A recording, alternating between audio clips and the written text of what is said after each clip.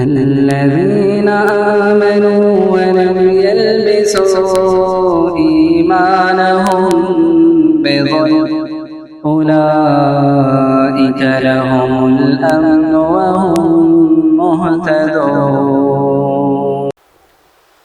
ہر قسم کی تعریف و توصیف، کبریائی، بڑائی، عزت و بزرگی، شان و شوکت، عظمت، حمد و ثنا اللہ رب العالمین خالق کائنات مالک ارض و سماوات کے لیے لائق و زیبا ہے۔ درود و سلام ہو رب العالمین کے تمام پیغمبروں پر، نبیوں پر، رسولوں پر، میرے اور آپ کے آخری نبی جناب محمد الرسول اللہ صلی اللہ علیہ وسلم پر۔ محترم حاضرین، میں اور آپ مسلمان ہیں، اللہ تبارک و تعالیٰ کے بندے ہیں، اللہ تبارک و تعالیٰ کے اطاعت گزار اور فرمانبردار ہیں۔ اللہ تبارک و تعالیٰ نے ہماری ہدایت و رہنمائی کے لیے رسولوں کو مبعوث فرمایا، کتابیں نازل فرمائی، ہم تمام کو شریعت عطا فرمائی، اور ہم تمام کو اس بات کا پابند بنایا کہ ہم اس شریعت کے پابند رہیں، شریعت کی اطاعت و فرمانبرداری کریں، اور خصوصاً اللہ اور اس کے رسول کی اطاعت و فرمانبرداری کا قرآن کریم میں اللہ تبارک و تعالیٰ نے اور پیارے نبی صلی اللہ علیہ وسلم نے احادیث میں کئی مقامات پر اس کا تذکرہ فرمایا، حکم دیا۔ ابھی سورہ نساء کی آیت نمبر 14 میں نے آپ کے سامنے پڑھی۔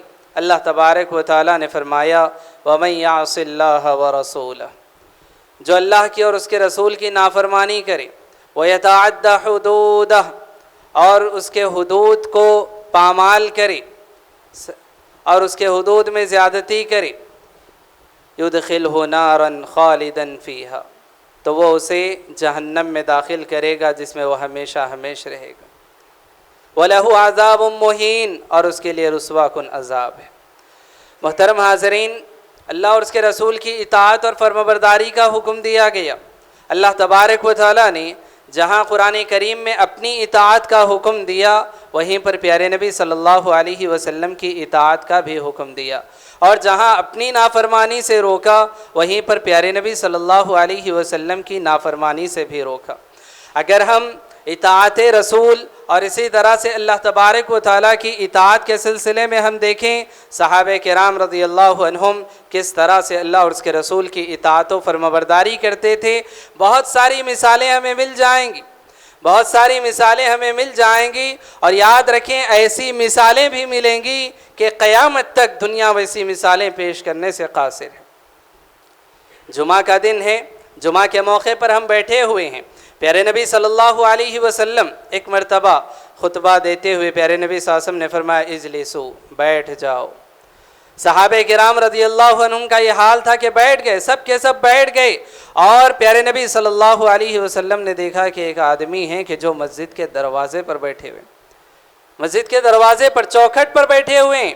عبداللہ ابن مسعود رضی اللہ عنہ پیارے نبی صلی اللہ علیہ وسلم نے دیکھا تو بلایا اور کہا کہ تعال یا عبداللہ ابن عباس آگے آ کر بیٹھ جاؤ۔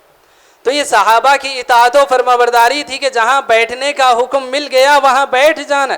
وہ یہ نہیں دیکھتے تھے کہ جگہ کون سی ہے، وہ یہ نہیں دیکھتے تھے کہ کہاں ہمیں بیٹھنا ہے، کیوں بیٹھنا ہے، نہیں، نبی کی زبان سے حکم مل گیا وہ وہیں پر بیٹھ جایا کرتے تھے۔ اور اسی طرح سے ہم دیکھیں پیارے نبی صلی اللہ علیہ وسلم کی اطاعت و فرمانبرداری کی مثالیں اگر ہم دیکھنا چاہیں، پیارے نبی صلی اللہ علیہ وسلم کے حکم دینے کی بھی ضرورت نہ پڑتی، بس صحابہ نبی کو کرتے دیکھتے اور وہ حکم کی تعمیل میں لگ جاتے۔ پیارے نبی صلی اللہ علیہ وسلم ایک مرتبہ نماز پڑھا رہے ہیں، اور پیارے نبی صلی اللہ علیہ وسلم نے نماز پڑھاتے ہوئے دوران نماز اپنی جوتیاں نکالی اور بازو رکھ دیں۔ پیارے نبی صلی اللہ علیہ وسلم نے نماز ادا کر دی۔ پیارے نبی صلی اللہ علیہ وسلم نے نماز پڑھ کر دیکھا کہ سارے صحابہ نے اپنی اپنی جوتیاں نکال کر بازو رکھ دی ہیں۔ پیارے نبی صلی اللہ علیہ وسلم نے صحابہ سے پوچھا، اے میرے صحابہ تم نے ایسا کیوں کیا؟ مجھے جبریل آ کر بتائے تھے کہ میری جوتیوں میں گندگی لگی ہے، لہٰذا میں نے اپنی جوتیاں نکال کر رکھ دی، لیکن تم نے اپنی جوتیاں کیوں نکال دیں؟ قربان جائیں صحابہ کے اس عمل پر، قربان جائیں صحابہ کی اس اطاعت پر، اور اپنی زندگیوں میں اللہ اور اس کے رسول کی ایسی اطاعت و فرمانبرداری کی ہم کوشش کریں۔ صحابہ کرام رضی اللہ عنہم نے جواب دیا، اے اللہ کے نبی صلی اللہ علیہ وسلم، ہمیں نہیں معلوم کہ آپ نے اپنی جوتیاں کیوں نکالی، لیکن ہم نے دیکھا کہ آپ نے اپنی جوتیاں نکالی، لہٰذا ہم نے بھی اپنی جوتیاں نکال کر بازو رکھ دی۔ یہ اطاعت و فرمانبرداری تھی صحابہ کرام رضی اللہ عنہم کی زندگیوں میں۔ پیارے نبی صلی اللہ علیہ وسلم کو کوئی عمل کرتے دیکھ لیا، پیارے نبی صلی اللہ علیہ وسلم کی زبان سے کچھ الفاظ نکل گئے، انہوں نے اطاعت و فرمانبرداری کر دی، اور ایسی اطاعت و فرمانبرداری کہ زندگی بھر اس اطاعت پر قائم رہے، زندگی بھر نبی صلی اللہ علیہ وسلم کے اس فرمان پر وہ قائم رہے۔ اللہ اور اس کے رسول کی ایسی اطاعت و فرمانبرداری وہ کیا کرتے تھے۔ حاضرین، میں آپ کو بتاؤں، انسان اس دنیا میں زندگی گزارتے ہوئے یہ سمجھتا ہے کہ میری کچھ خواہشات ہیں، میری کچھ تمنائیں ہیں، اور اسی طرح سے انسان کچھ عادتوں میں اور اسی طرح سے کچھ خرابیوں میں ملوث ہو جاتا ہے، اور وہ یہ سمجھتا ہے کہ اس چیز کو چھوڑنا میرے لیے ممکن نہیں ہے، میں اس چیز کو نہیں چھوڑ سکتا، بری ہے، رسول کی نافرمانی ہے، اللہ کی نافرمانی ہے، سب کچھ جانتا ہے، باوجود اس کے وہ سمجھتا ہے کہ میں مجبور ہوں، میں نہیں چھوڑ سکتا، مجھے عادت پڑی ہوئی ہے۔ یہ ساری چیزیں ہوتی ہیں۔ آپ دیکھیں، صحابہ کرام رضی اللہ عنہم کی زندگی ہمیں بتاتی ہے، صحابہ کرام رضی اللہ عنہم کی زندگی ہمیں بتاتی ہے۔ پیارے نبی صلی اللہ علیہ وسلم کی جانب سے صحابہ کرام رضی اللہ عنہم کے پاس یہ اعلان پہنچتا ہے کہ شراب حرام ہو چکی ہے، شراب حرام ہو چکی ہے۔ اور اس سے پہلے میں آپ کو بتاؤں، شراب لوگ پیا کرتے تھے، اور اسی طرح سے جو ہے شراب نہ صرف پیتے تھے بلکہ ایک دوسرے کو پلاتے تھے، اور شراب کو سالوں سالوں سے جمع کر کے اپنے پاس رکھا کرتے تھے، اور اس بات پر فخر کرتے تھے کہ ہمارے پاس اتنے سالوں پرانی شراب ہے، اتنے سالوں پرانی شراب ہے، اس پر فخر کیا کرتے تھے۔ پیارے نبی صلی اللہ علیہ وسلم کی زبان سے یہ حکم نکلا، اعلان ہوا، مدینے کی گلیوں میں یہ اعلان پہنچا کہ نبی صلی اللہ علیہ وسلم نے شراب کی حرمت کا اعلان کر دیا۔ پھر کیا تھا، آپ غور فرمائیں، صحابہ کرام رضی اللہ عنہم فرماتے ہیں، ہم ایک دوسرے کو اپنے ہاتھوں سے شراب پلا رہے تھے، لیکن نبی کا ہم نے یہ اعلان سنا تو پھر اس کے بعد ہوا یہ کہ شراب مدینے کی گلیوں میں پانی کی طرح بہنے لگی۔ سارے صحابہ نے، سارے مسلمانوں نے وہ شراب جس پر ایک دوسرے پر فخر کیا کرتے تھے، کئی سو سالوں سے اپنے پاس شراب کو جمع کیے ہوئے تھے، انہوں نے اس شراب کو لڑکا دیا، پھینک دیا، مدینے کی گلیوں میں شراب بہنے لگی۔ نہ صرف شراب گلیوں میں بہائی گئی بلکہ صحابہ کرام رضی اللہ عنہم فرماتے ہیں کہ جو شراب وہ پی چکے تھے، جو ان کے حلق سے اتر چکی تھی، اپنے حلق میں انگلیاں ڈال ڈال کر وہ شراب کو نکالنے لگے۔ حاضرین، یہ ہے اطاعت و فرمانبرداری، یہ ہے اطاعت و فرمانبرداری۔ اللہ اور اس کے رسول کے کوئی حکم ہمارے سامنے آ گیا، اللہ اور اس کے رسول کا کوئی حکم ہمارے کانوں میں پڑ گیا، ایسی اطاعت و فرمانبرداری کرنی ہے کہ اب اس کے بعد ایک قدم آگے نہیں بڑھ سکتے، اب اس کے بعد کوئی حرکت ہم نہیں کر سکتے۔ کیوں؟ اللہ اور اس کے رسول کا حکم آ گیا۔ اللہ تبارک و تعالیٰ نے فرمایا، وَمَا كَانَ لِمُؤْمِنٍ وَلَا مُؤْمِنَةٍ إِذَا قَضَى اللَّهُ وَرَسُولُهُ أَمْرًا أَن يَكُونَ لَهُمُ الْخِيَرَةُ مِنْ أَمْرِهِمْ۔ اللہ تبارک و تعالیٰ فرماتا ہے، کسی مومن مرد کے لیے، کسی مومن عورت کے لیے یہ اختیار باقی نہیں رہتا کہ اللہ اور اس کے رسول نے کوئی فیصلہ کر دیا ہو، اب اس کا اپنا کوئی اختیار باقی نہیں ہے۔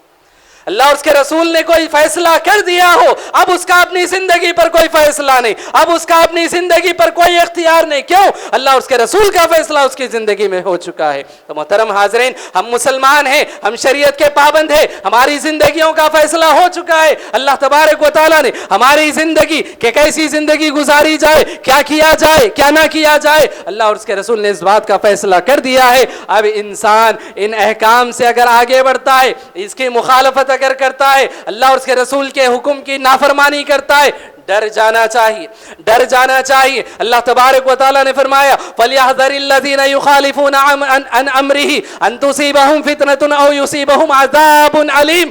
اللہ تبارک و تعالیٰ نے فرمایا، ڈر جانا چاہیے ان لوگوں کو، فَلْيَحْذَرِ الَّذِينَ يُخَالِفُونَ عَنْ أَمْرِهِ، جو رسول کے حکم کی نافرمانی کرتے، انہیں ڈر جانا چاہیے اس بات سے، أَن تُصِيبَهُمْ فِتْنَةٌ، کہ کہیں انہیں کوئی فتنہ نہ لاحق ہو جائے، أَوْ يُصِيبَهُمْ عَذَابٌ عَلِيمٌ، یا کوئی دردناک عذاب ان کو نہ پکڑ لے۔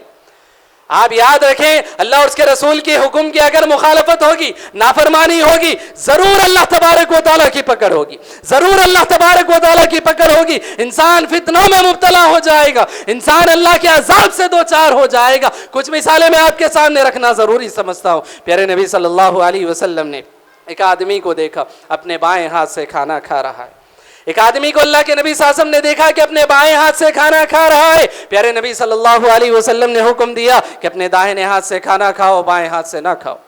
دائیں ہاتھ سے کھانے کا حکم پیارے نبی صلی اللہ علیہ وسلم نے دیا, لیکن اس نے کیا کیا, بائیں ہاتھ سے وہ کھانے لگا اور یہ کہنے لگا صرف رسول کی مخالفت کی وجہ سے, رسول کی نافرمانی کرنے کے لیے وہ یہ بات اس نے جواب میں کہا کہ میں دائیں ہاتھ سے نہیں کھا سکتا, میں اس ہاتھ سے نہیں کھا سکتا. پیارے نبی صلی اللہ علیہ وسلم نے اس کے حق میں بد دعا فرمائی اور کہا کہ اللہ تجھے اس قابل نہ رکھے, اللہ تجھے اس قابل نہ رکھے.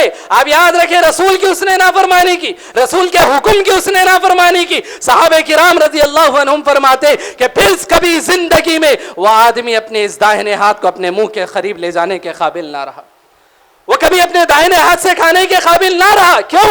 رسول کی اس نے نافرمانی کی, رسول کا حکم آ گیا, اس کو چاہیے تھا کہ بلا چوں و چرا رسول کے حکم کو مان لے, قبول کر لے اور رسول کی اطاعت و فرمانبرداری کر لے, لیکن اس نے ایسا نہیں کیا. رسول کے حکم کے آ جانے کے باوجود اس نے رسول کے حکم کی نافرمانی کی, اور جب رسول کے حکم کی نافرمانی ہوئی تو یقیناً اللہ تبارک و تعالیٰ کی پکڑ آ کے رہتی ہے.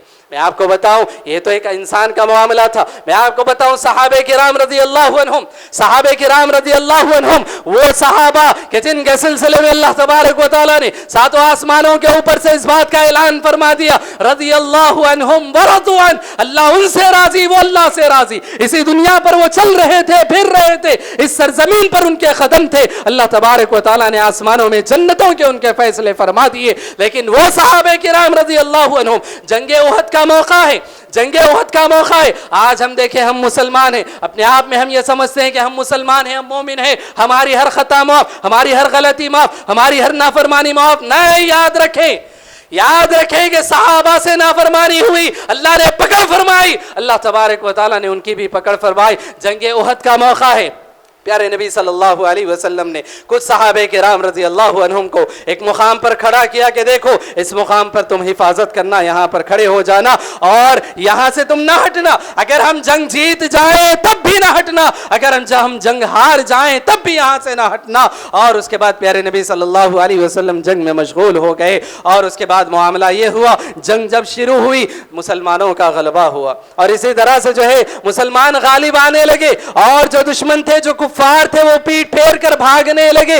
اب وہ مسلمان جن کو پیارے نبی صلی اللہ علیہ وسلم نے اس مقام پر کھڑایا تھا, وہ صحابہ جن کو اللہ کے نبی صلی اللہ علیہ وسلم نے اس مقام پر کھڑایا تھا, وہ یہ سمجھنے لگے کہ جنگ ختم ہو چکی ہے, مسلمانوں نے جنگ جیت لی ہے, مسلمانوں کا غلبہ ہو گیا, کفار مشرکین جو ہے پیٹ پھیر کر بھاگ رہے ہیں. صحابہ نے یہ سمجھا کہ اب ہمارا یہاں رکنے سے کیا فائدہ, اب ہم یہاں سے نکلتے ہیں. اور وہ اس طرف جہاں پیارے نبی صلی اللہ علیہ وسلم تھے مال غنیمت لوٹنے کے لیے, وہ صحابہ کرام رضی اللہ عنہم بھی وہاں پر تشریف لائے. اور اس کا نتیجہ یہ ہوا کہ وہ صحابہ جب وہاں سے ہٹ گئے تو دشمنوں کا جو لشکر تھا, کفار کا جو لشکر تھا, وہ پلٹ کر اسی مقام سے جہاں سے صحابہ کو حفاظت کے لیے نبی نے کھڑایا تھا, وہ اسی جگہ سے واپس آ گئے اور اندر وہ آ گئے. اور اس کے بعد معاملہ کیا تھا, دونوں طرف دشمن تھے, یہاں سے بھی دشمن, سامنے سے بھی دشمن, پیچھے سے بھی دشمن, اور دونوں طرف سے مسلمان پھنس چکے تھے, دونوں طرف سے مسلمان میدان میں چکی کے پاٹ میں آ چکے تھے. اور اس کے بعد معاملہ کیا تھا, اگر پلٹ کر وار کرنا بھی چاہے تو پیچھے مسلمان ہے کہ صحابہ کی تلواروں سے خود صحابہ کی جو ہے جانیں جا رہی تھی, اور اس طرح کا معاملہ ہو چکا تھا. اور اس جنگ میں صحابہ کرام رضی اللہ عنہم کو بہت بڑے نقصان کا سامنا کرنا پڑا. کیوں اتنا بڑا نقصان کیوں ہوا, کئی صحابہ کی جانیں قربان کیوں ہوئی؟ پیارے نبی صلی اللہ علیہ وسلم کا جو فرمان تھا کہ اس جگہ سے نہ ہٹنا. یاد رکھیں, میں صحابہ کرام رضی اللہ عنہم کی شان میں کوئی گستاخی کرنا نہیں چاہتا, نہ میری کوئی نیت ہے. میں آپ کو بس یہ بتانا چاہتا ہوں, صحابہ کرام رضی اللہ عنہم سے بس ایک چھوٹی سی لغزش ہوئی, اللہ تبارک و تعالیٰ نے فوری پکڑ فرمائی. کیوں؟ رسول کے حکم کی نافرمانی, رسول کے حکم کی نافرمانی ہوئی. آپ یاد رکھیں وہ صحابہ کہ جن کے جنت کے فیصلے ہو چکے تھے, اللہ ان سے راضی, وہ اللہ سے راضی, ذرا سی رسول کی مخالفت برداشت نہ ہوئی. میری اور آپ کی زندگیاں غور کریں, ہماری صبح و شام غور کریں, کتنی رسول کی نافرمانیاں ہو رہی ہیں, اللہ اور اس کے رسول کی کتنی نافرمانیاں ہماری زندگیوں میں ہو رہی ہے.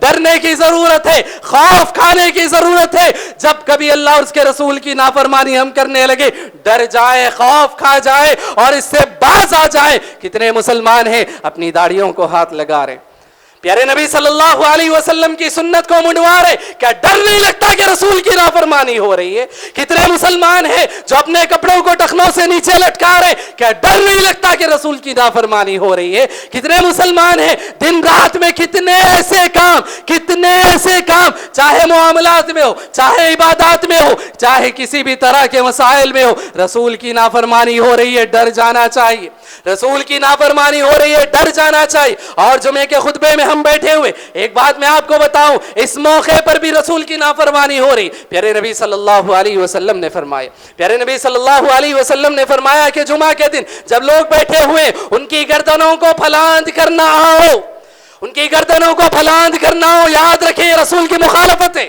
یہ رسول کی مخالفت ہے۔ مسجد میں ہم آ رہے ہیں، اللہ کے گھر میں ہم آ رہے ہیں، اللہ تبارک و تعالیٰ کی عبادت کے لیے آ رہے ہیں، نماز کے لیے آ رہے ہیں، لیکن اس مقام پر بھی اگر ہم رسول کی نافرمانی کر رہے ہیں تو ڈر جانا چاہیے، ڈر جانا چاہیے، باز آ جانا چاہیے۔ نہیں، جو غلطی آج تک ہو چکی پھر کبھی ایسی غلطی کو نہ دہرائے، رسول کی نافرمانی نہ کرے۔ زندگی کے جس مرحلے میں، جس شعبے میں ہم اپنے آپ پر غور کریں کہ یہ جو کام ہم کر رہے ہیں کہیں رسول کی نافرمانی تو نہیں ہو رہی۔ اگر رسول کی نافرمانی ہو رہی، اللہ نے فرمایا فَلْيَحْذَرِ الَّذِينَ يُخَالِفُونَ عَنْ أَمْرِهِ، رسول کی مخالفت کرنے والوں باز آ جاؤ، ڈر جاؤ رسول کی مخالفت کرنے سے۔ کیوں؟ اللہ کی پکڑ آ کر رہتی ہے، دنیا میں پکڑ نہ آئے، آخرت میں تو برباد ہوگا۔ اللہ تبارک و تعالیٰ نے فرمایا وَمَن يَعْصِ اللَّهَ وَرَسُولَهُ وَيَتَعَدَّ حُدُودَهُ يُدْخِلْهُ نَارًا خَالِدًا فِيهَا۔ اللہ تبارک و تعالیٰ فرماتا ہے کہ جس نے اللہ اور اس کے رسول کی نافرمانی کی، حدود کو پامال کیا، وہ جہنم میں داخل ہوگا،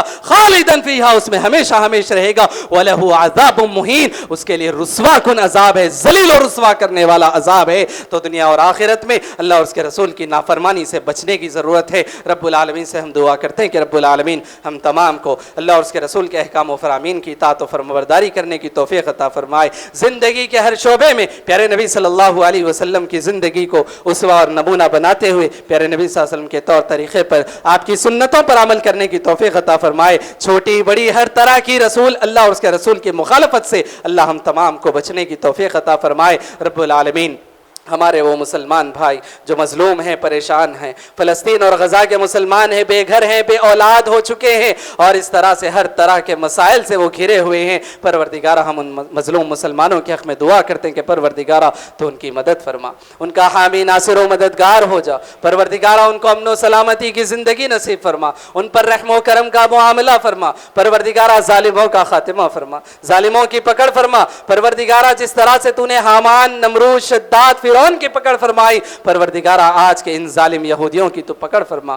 پروردگارہ ان کا مواخذہ فرما، پروردگارہ یا تو ان کو ہدایت سے سرفراز فرما یا تو ان کو اپنے انجام پر پہنچا دے۔ پروردگارہ ہم میں، ہمارے اہل و عیال، رشتہ دار، دوست احباب میں جو بیمار ہیں، پروردگارہ انہیں شفائے کاملہ عاجلہ نصیب فرما، پروردگارہ جو بے روزگار ہیں ان کو روزیاں، ان کو اللہ تبارک و تعالیٰ تو روزیاں عطا فرما، پروردگارہ جو بے اولاد ہیں، اولاد کی خوشی سے محروم ہیں، پروردگارہ تو ان کو نیک صالح اولاد عطا فرما، پروردگارہ ہم میں سے جو اولاد ہیں انہیں اپنے والدین کی اطاعت و فرمانبرداری، ان کی خدمت کرنے کی توفیق عطا فرما، پروردگارہ ہم میں سے جو والدین ہیں انہیں اپنی اولاد کی صحیح اسلامی تربیت کرنے کی توفیق عطا فرما، پروردگارہ ہم تمام کو دین کا، نمازوں کا، شریعت کا پابند بنا دے، پروردگارہ جو بزرگ، رشتہ دار، دوست احباب ہمارے اس دنیا سے گزر چکے ان کی مغفرت فرما، ان کی خطاؤں لغزشوں سے درگزر فرما، پروردگارہ جب تک ہمیں اس دنیا میں زندگی دے ایمان اور توحید کی زندگی نصیب فرما، خاتمہ ہو تو خاتمہ بالخیر فرما،